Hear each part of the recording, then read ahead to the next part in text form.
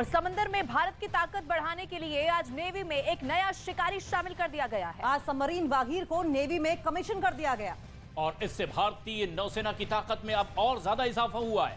Vagir Kalvari class की 5वीं submarine है और इससे पहले इस क्लास की 4 सबमरीन नेवी में कमीशन की जा चुकी है। आईएनएस वागीर को नौसेना चीफ एडमिरल हरि कुमार ने नेवी में कमीशन किया है।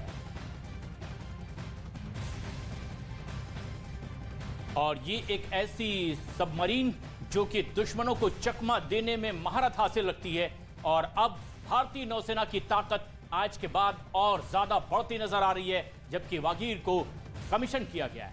और ये वॉरफेयर में देखिए माहिर है और कहा यही जाता है कि 1 फरवरी 2022 से इसका ट्रायल हुआ था हथियार और सेंसर ट्रायल में, उसके बाद ये पास हुई थी और आज ये नेवी में कमीशन कर दी गई है। नेवी के प्रोजेक्ट 75 के तहत इसे बनाया गया है।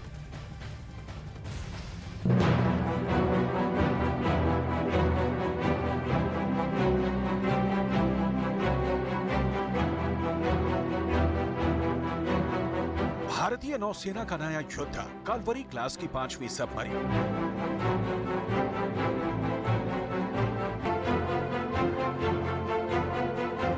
समंदर में बढ़ेगी चौकसी, देश के दुश्मनों का काल बना आईएनएस वागीर।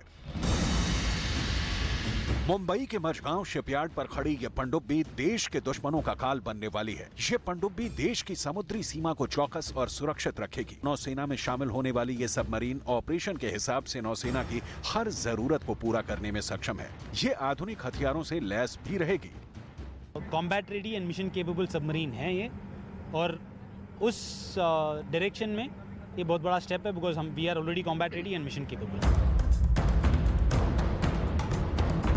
कलवरी क्लास की 4 पनडुब्बियां पहले से ही नौसेना के बेड़े में अपनी सेवा दे रही हैं और ये 5वीं पनडुब्बी भी पूरी तरह से तैयार है। कलवरी क्लास की पनडुब्बी पूरी तरह से भारत में ही बनी है और ये पूरी तरह से आधुनिक तकनीक से लैस है।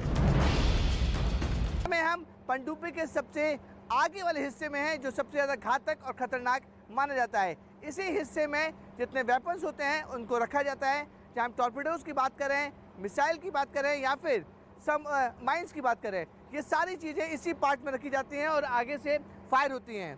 लगभग 67 मीटर ये लंबी पनडुब्बी आईएनएस वागीर है।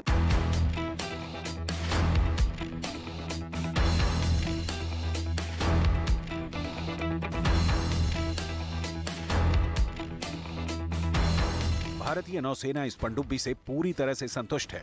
इसमें जिन तकनीक का इस्तेमाल किया गया है वो ऑपरेशन के हिसाब से नौसेना की जरूरतों को पूरा भी करती है। स्टेल्थ फीचर्स की बात करेंगे, submarines are generally known for the stealth, तो इसमें हम अकूस्टिक स्टेल्थ और मैग्नेटिक स्टेल्थ इनकी बात करते हैं हम। तो ये लेटेस्ट स्टेल्थ फीचर्स के साथ बने हुए सबमरीन्स हैं। और अगर आप वेपन्स के बारे में बात करेंगे तो हम टॉर्पीडोज, मिसाइल्स और माइंस, जो मिशन का रिक्वायरमेंट है, जो डिप्लॉयमेंट का रिक्वायरमेंट है, उसके हिसाब से हम कैरी करते हैं।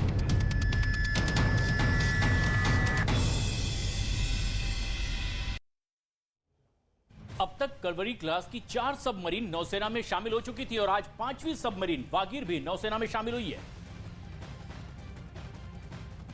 और ये 5 तस्वीरें आप देख रहे हैं किस तरह से अब नौसेना की और ताकत बढ़ती हुई। और 5वीं ये सबमरीन जो शामिल की गई है, दरअसल दिसंबर 2017 में आखिरी की गई थी और आईएनएस खंडेरी, आईएनएस करंज ये कमीशन की जा चुकी हैं। और कब कब कमीशन की गई हैं? आईएनएस वेला, आईएनएस वागीर जो कि सबसे लेटेस्ट जनवरी 2023 में इसे नौसेना में कमीशन किया गया और यही बड़ी वजह है कि माना जा रहा है कि दुश्मन को चकमा देने में ये सक्षम होगी।